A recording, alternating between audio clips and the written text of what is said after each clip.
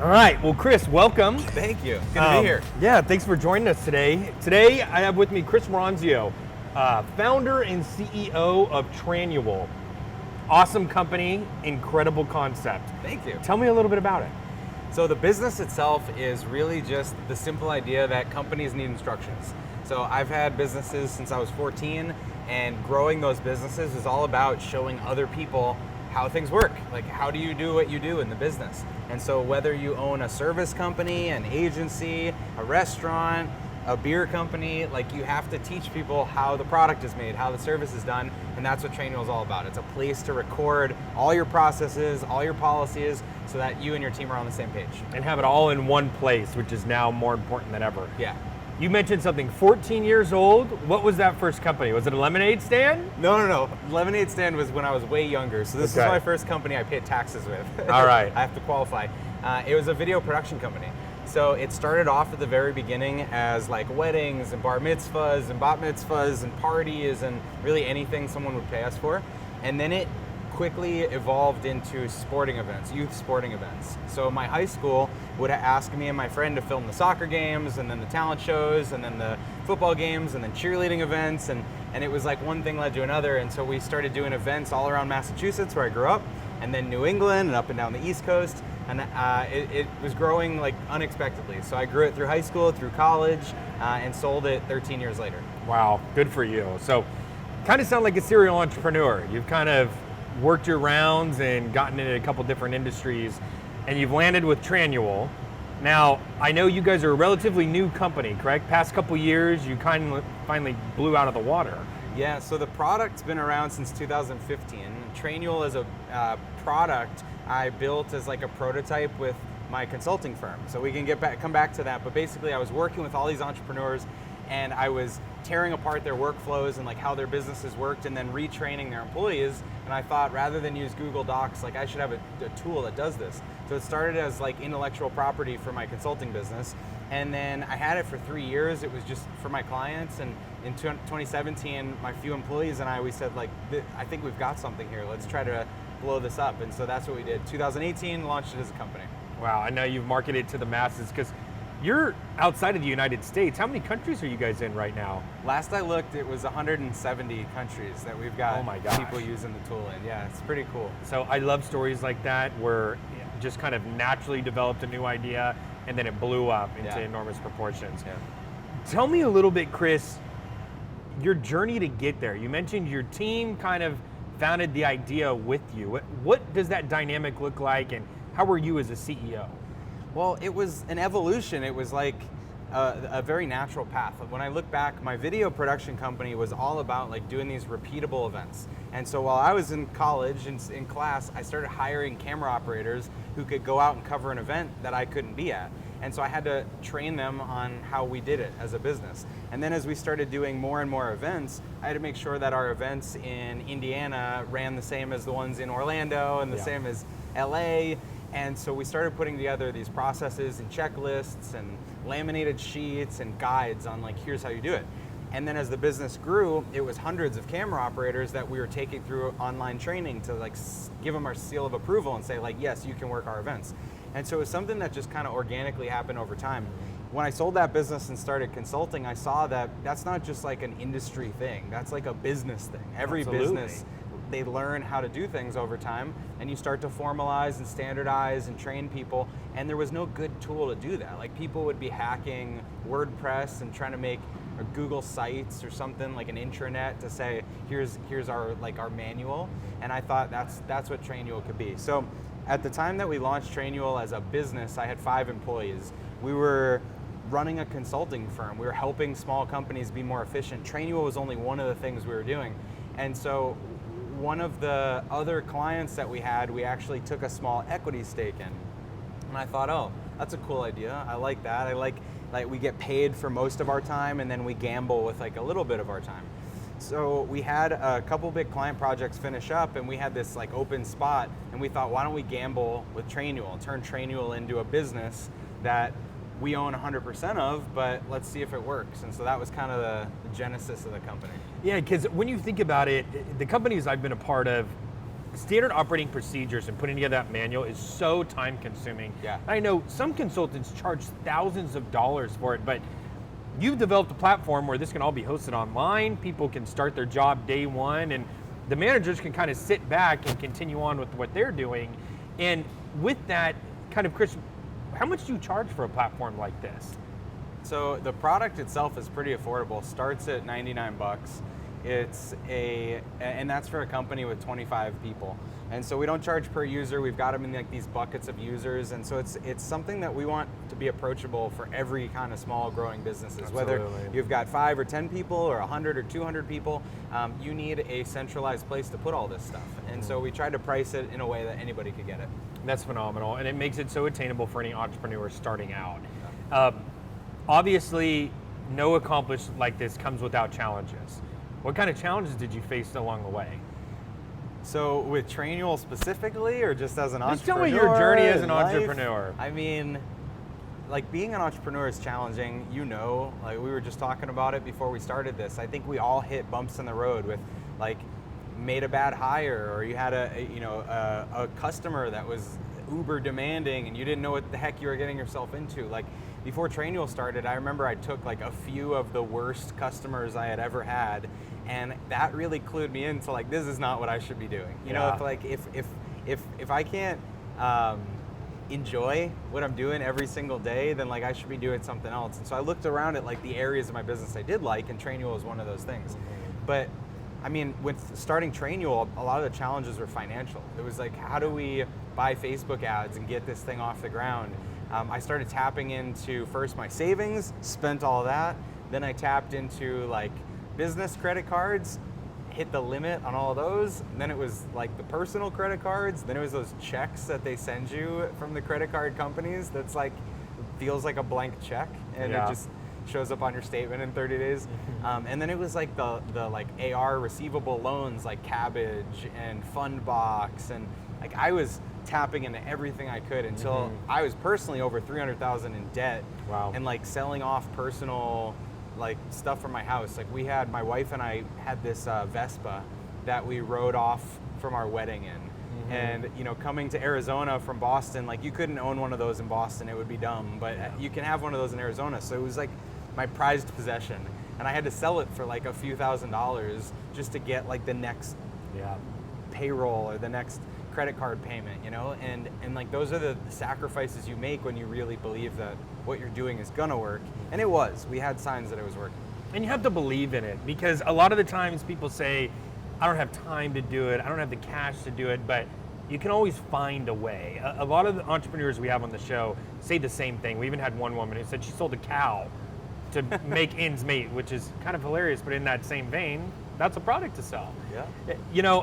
I'm sure that's stressful on your wife as well, and you and your family. I mean, did your employees look at that and say that's leadership right before our eyes, or did they jump in to help? Because I know sometimes it goes both ways, where your employees are a part of the journey and the mission, and other times it all falls on the CEO. I didn't want our employees to be stressed financially. Okay. So they didn't know that I was not paying myself and skipping payroll. And to me, I had these employees in my consulting business, and so they had great salaries and benefits. And in switching and pivoting into software, I thought, well, it's my responsibility to sustain their livelihood. And I'll take all the risk, I'll take the exposure, and that's why I was going in debt to make this happen. It didn't really affect them so much, and I think they were just bought into the idea and the direction, because we knew we had this backstop of like, if the software doesn't work out so well, we can go back to consulting, and I'm not going to fire everybody. Yeah, you're going to keep them on. So every company has some sort of standard operating procedure. Team dynamics seems like an important characteristic of Trainual. Yeah. Not just your team dynamic in an office, but people who use your product, how are you seeing them benefiting from your platform? Well, like the huge value proposition at Trainual is that if you can write down the instructions for something, whether it's codifying your culture and it's like the instructions for being an employee here, or it's a process that's a responsibility for someone that works for you, if you can write that stuff down and get it out of your head, then you can feel more comfortable about passing it off and giving responsibility to someone else. And so much of what Trainual is about is empowering people in our companies to do the jobs that take a burden off of us. And so companies that use Trainual, I feel like, have adopted this mantra around empowerment and trying to build these people-centric cultures that provide opportunities for their people to grow, because that's what it's all about. It's like, if any person in your organization can hand off a responsibility to a newcomer, then it provides a path for them to move up in the company. And that's what excites me so much about our product and the companies that we work with, is all the way from the entry-level employee to the CEO, you're creating opportunity and you're opening up time that they can decide what they want to do with. You know, you have some business owners that they don't want to take on the next project. They just want to kick back and spend time with their families and vacation more. And then you've got other people that are, you know, on a crazy mission to open 10,000 locations, and and you've got to delegate over and over and over and over and over again so that you can just focus on that one thing, you know? Yeah, and you know, one thing with this, Chris, and I don't know if you've touched on this yet in some of your past talks, but your educational background. You know, a lot of entrepreneurs, especially in the tech industry, a lot of them don't go to college. You know, some of them get their GED or drop out of high school. What is your educational background? Did you go to college or did you jump right into Trainual? I did. So when I was a junior, senior in high school, I was running my video company, and I thought, I've got two paths. I could either go to film school and learn to, you know, be in the video business and maybe end up in Hollywood or be a director, something like that, a producer, or I could go to business school and I could learn the ins and outs of how to run a company, and that was the path I chose. So I went to a business school, Bentley University in Massachusetts, just outside of Boston. And the cool part about going to business school while running a business is I would be in these classes like accounting and finance and whatever else, and we'd be learning up on the board, and I'd be taking notes, and then I'd be writing like action items for my company on the other side. Like, awesome. Oh, I should have a P&L. Like, that's a great idea. Let me go back to my dorm and do this for my business. And so as I was learning these things, like, you know, supply chain management, I'm like, oh, I should buy DVDs in bulk because then I can save X% on our cost of goods sold. So I like leave the class and I would call my vendor that sold us the discs and cases and try to negotiate an annual discount if I prepaid. You know, like, those are the little hacks that I was learning in school that I was able to immediately apply. And so I think when people don't go to college, it's because they're getting some real world experience that they're able to apply immediately. And I was getting that in college. So I feel like I was pretty lucky in that sense. Yeah, because I mean, it's a mix of responses from CEOs. Some are like, absolutely, go to a 4-year university, get it done.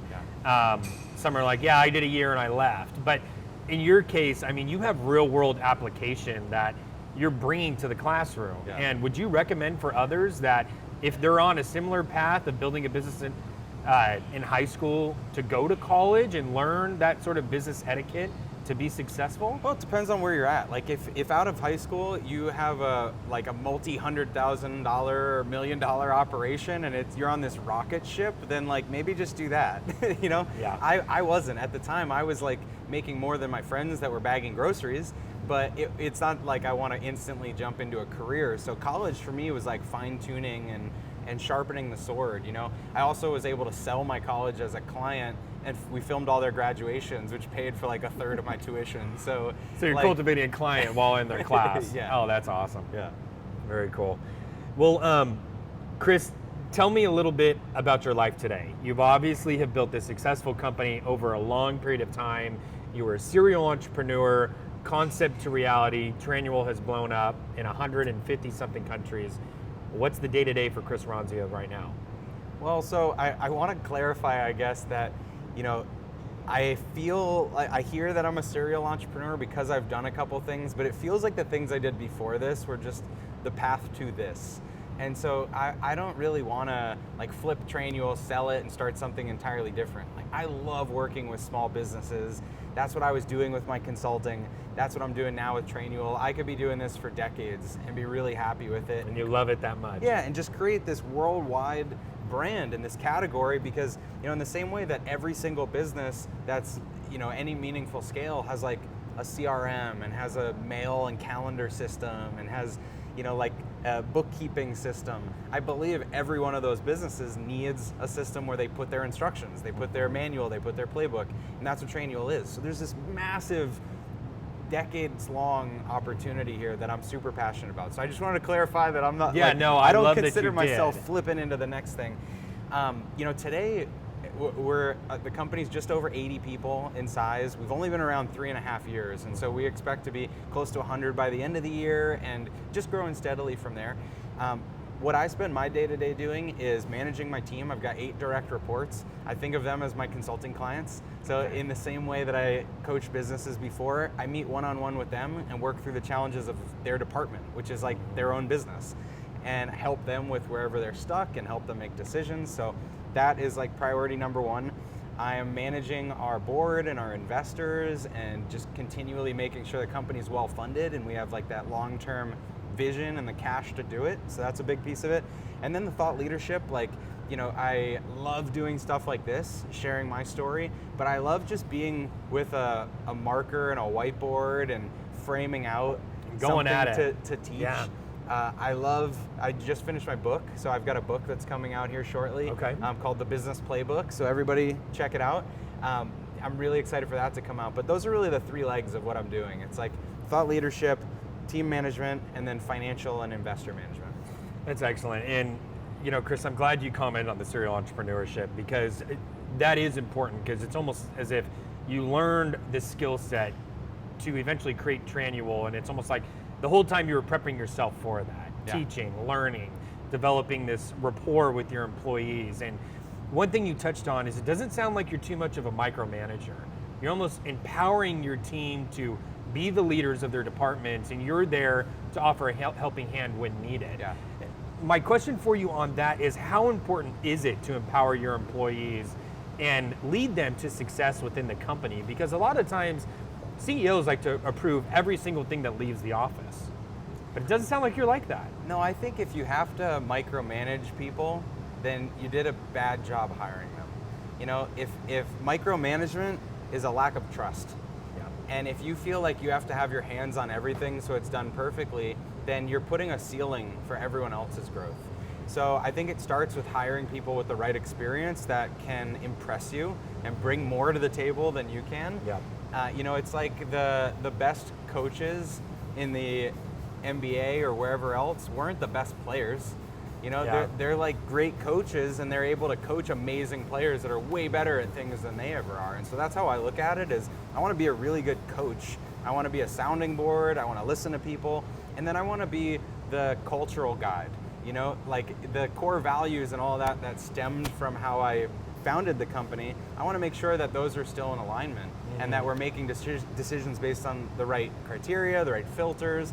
But as we hit like bumps in the road or problems, we talk about those things and we say like, well, why are we making this decision? Do you agree with me? Here's where I'm coming from. Here's where you're coming from.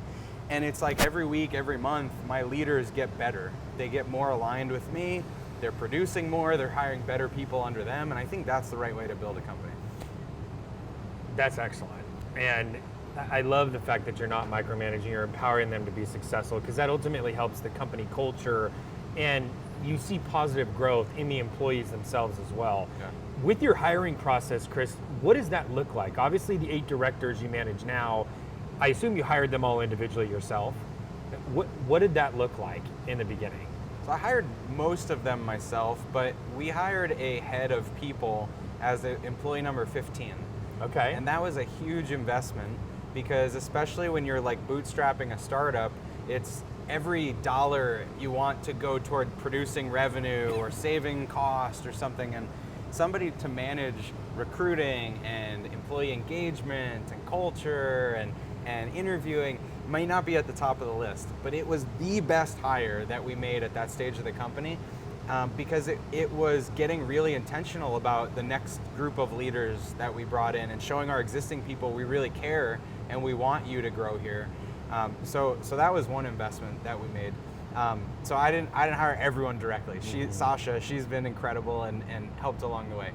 In terms of our hiring process now, it's a lot more formal now than it was when we were just 15 people and I was doing all the hiring. Oh, yeah. But we have a huge top of funnel. So we produce a ton of content and also cultural content. Like if you go to our website, you can see videos from all of our leaders about what it's like to work with them. You can see it's like a mini video, a tour of our office and people talking about their experience working at Trainual. You can read all about our core values. So we are pushing that kind of traffic to our website to just learn about us. Then we invite people into our software actually, so we use our own tool for this and do some basic training on Trainual, where they get to learn about the company and kind of self-select, are they a good fit for the business? And then if they make it through that, then there's a couple sets of calls that they go through, there's test projects. I don't know how detailed you want to get, but no, let's hear it. We put a ton of energy up front in the process because we have like 95% employee retention once they're hired. And 100% retention after 12 months, and it's like, and we really pride ourselves in picking the right people. So Chris, obviously you're a creative video production guy. I've seen a lot of your ads on Facebook and online. They're awesome. My favorite is the hat one where Chris is literally saying how many hats he wears as the CEO and kind of relating that to Trainual, saying you don't have to do all this when you onboard a new employee. Yeah. I did hear a rumor you have a new investor, and he did a video for you. I think he's on that show, Shark Tank? Yeah. So Damon John, the People Shark, as that. He says, he came and participated in our Series B fundraising last June.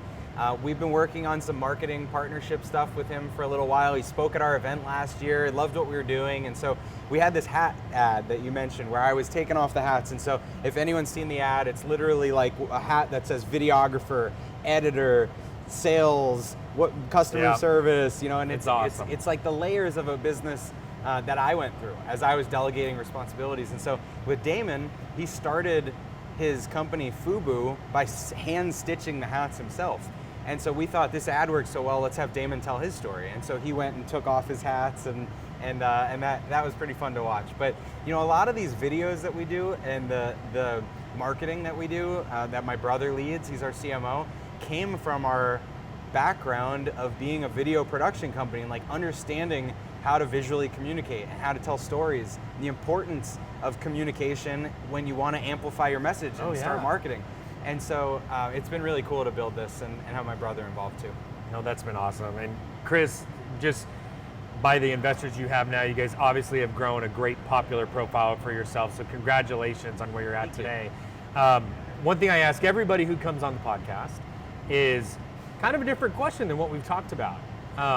Obviously a lot going on in the country and around the world, and I think what's important, especially in a free market society where competition now is more important than ever among businesses, what does freedom mean to you?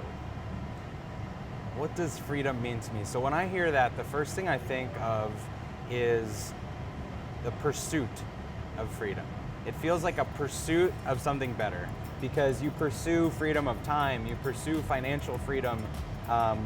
Some people, unfortunately, have to pursue religious freedom or pursue and go elsewhere and they leave where they are. And so freedom to me is this like idyllic kind of destination that you may never reach, but you always want to try to get closer. And so that's how I think about it. Wonderful. Well, Chris, thanks for joining us today. Really appreciate your time. And to all of you watching, this is Brewing Business. I'm Austin Jack, powered by America's Future. Thanks for joining us.